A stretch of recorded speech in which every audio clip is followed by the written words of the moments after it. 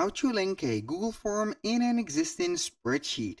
Hello guys and welcome to this new tutorial. Today I'm going to show you how you can connect your or link a Google form into the existing spreadsheet that you own on Google Sheet or a ongoing spreadsheet. For example, I'm going to select any of these spreadsheets that I have. This is a going on a spreadsheet.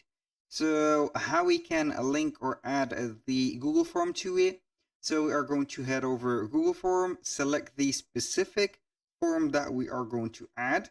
Usually this is a questionnaire or a sign up form or anything from these.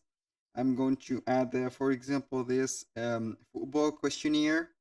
So all we need to do is to click on the or select the form, click on responses. Then we are going to click on link to sheets. So here we have two choices, create or a new spreadsheet or select an existing spreadsheet. This is for today's video topic. Click on next. Then it will show you right here the account that you are going to be connected to.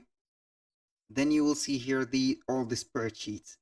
So we have here, this is the same spreadsheet that we are going to work on. Click on insert and it will be taking you right there to the, as you can see here, the spreadsheet. So we have the form response and we have the first sheet, second sheet, and etc.